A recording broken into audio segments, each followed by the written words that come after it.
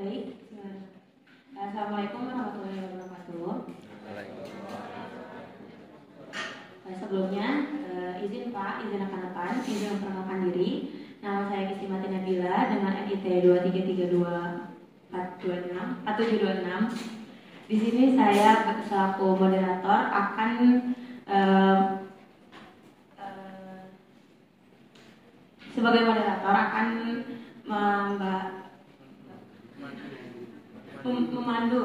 memandu penyaji dan pembahas lainnya untuk menyajikan materi 3. Langsung saja kepada penyaji dari materi 3 dipersilahkan.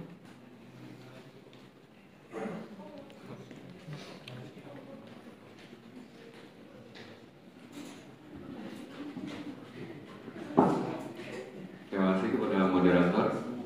Perkenalkan, nama saya Ihsan Ghazali dan nomor absen 25 NIT 233247221. Di sini saya akan menjadi penyaji pada materi 3. Berikut adalah poin-poin yang bisa saya ambil dari menit 40 hingga selesai.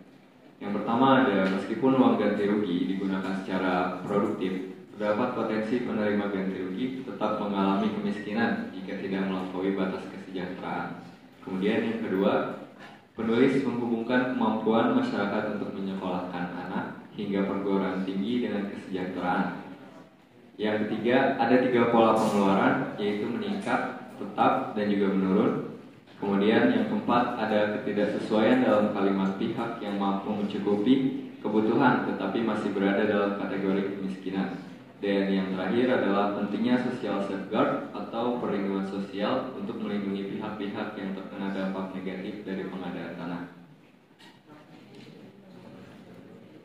Baik, tadi setelah disajikan oleh penyaji poin-poin dari materi 3, yaitu dari menit 40 sampai selesai.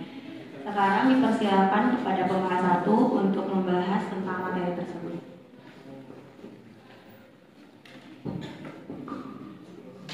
Assalamualaikum warahmatullahi wabarakatuh. Izin memperkenalkan diri, nama Bagas Darmantari, NIT 23324707. Berdasarkan yang dijelaskan oleh penyaji, saya mengambil isu yang kedua, yaitu penulis menghubungkan kemampuan masyarakat untuk menyekolahkan anak hingga perguruan tinggi dengan kesejahteraan.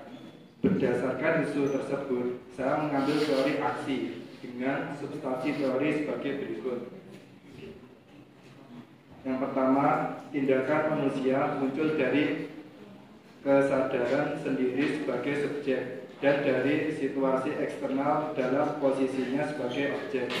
Yang kedua, sebagai subjek, manusia bertindak atau berperilaku tertentu dalam maksud untuk mencapai tujuan-tujuan tertentu. Yang ketiga, dalam bertindak, manusia menggunakan cara, teknik, prosedur, metode, serta perangkat yang diperkirakan cocok untuk mencapai tujuan. Yang keempat, kelangsungan tindakan manusia dibatasi oleh kondisi yang tak dapat diubah dengan sendirinya. Yang kelima, manusia memiliki menilai dan mengevaluasi tindakan yang telah, sedang, dan akan dilakukannya. Yang keenam, ukuran-ukuran, aturan-aturan, dan prinsip-prinsip moral akan timbul pada saat pengambilan keputusan. Di sini saya mengambil istilah kesadaran. Jadi pertanyaan saya, bagaimana kesadaran hubungan masyarakat untuk menyekolahkan anaknya hingga perguruan tinggi dengan peningkatan kesejahteraan. Sekian, terima kasih. Baik, terima kasih kepada pembahas 1 atas pertanyaannya. Dari poin 2 yang diambil, mungkin dari kemampuan masyarakat untuk menyekolahkan anak hingga perguruan tinggi dengan kesejahteraan ialah bahwa semakin sejahtera masyarakat, maka kemampuan masyarakat untuk menyekolahkan anaknya hingga perguruan tinggi semakin besar. Dan untuk pertanyaannya tadi adalah terkait dengan kesadaran masyarakat dengan substansi teori yang mungkin bisa saya ambil adalah tindakan manusia itu muncul dari kesadarannya sendiri sebagai subjek dan situasi eksternal dalam posisinya sebagai objek. Jika diambil dari substansi teori pertama, teori aksi, maka kita bisa memposisikan bahwa masyarakat itu sebagai subjek, sedangkan untuk kondisi eksternalnya sendiri yaitu adalah kesejahteraan. Tetapi kembali lagi,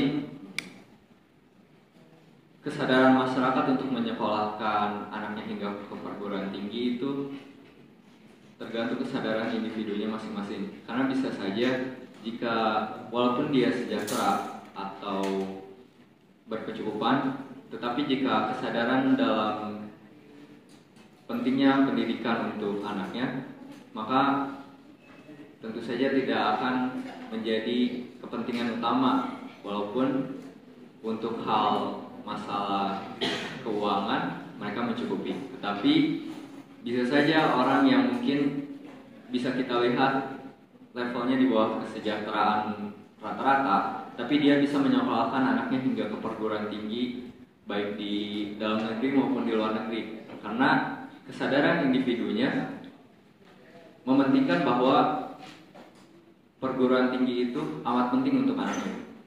Mungkin itu yang bisa saya jawab. Baik, terima kasih. Sekarang lanjut oleh pembahas kedua untuk membahas materi yang telah disajikan.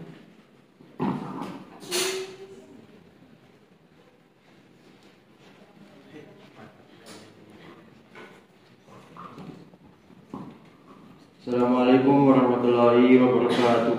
Waalaikumsalam warahmatullahi wabarakatuh. Selamat siang. Ya. Mohon izin rekan-rekan, mohon izin Bapak, mohon izin memperkenalkan diri. Nama Hafiz Fatihah Ramadan, NIT 23324720.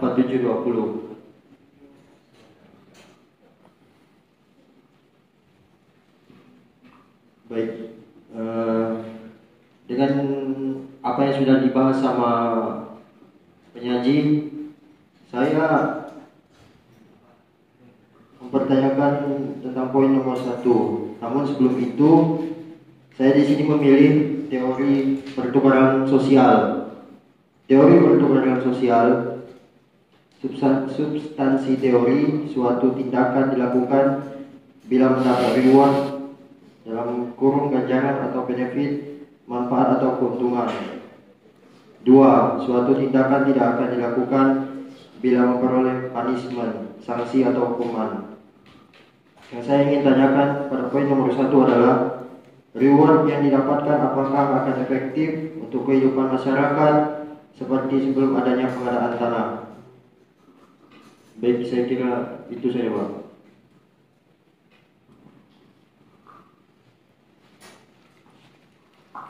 Baik, terima kasih untuk pembahas 2 atas pertanyaannya. Dalam poin pertama, yaitu meskipun uang ganti rugi digunakan secara produktif, terdapat potensi penerima ganti rugi tetap mengalami kemiskinan jika tidak melampaui batas kesejahteraan. Yang bisa kita artikan sebagai bahwa walaupun penerima ganti rugi itu sudah mendapatkan ganti ruginya, tetapi bisa saja tetap mengalami kemiskinan atau di bawah kesejahteraan rata-rata jika ia tidak bisa memanfaatkannya dengan baik, begitu. Kemudian pertanyaannya tadi reward, mengenai reward ya. Nah, dalam substansi teori teori pertukaran sosial, yaitu suatu tindakan dilakukan bila mendapat reward atau benefit, sedangkan suatu tindakan tidak akan dilakukan jika itu mendapatkan punishment. Nah, mungkin reward yang diberikan oleh penerima pemberi ganti rugi yaitu uang ganti rugi itu sendiri kepada penerima ganti rugi untuk mengeluarkan atau membawa mereka keluar dari celah kemiskinan atau kesejahteraan di bawah rata-rata. Mungkin itu yang bisa saya sampaikan. Baik, mungkin itu saja yang bisa kami bahas di materi 3 ini. Jika ada salah, mohon maaf. Terima kasih. Wassalamualaikum warahmatullahi wabarakatuh. Waalaikumsalam.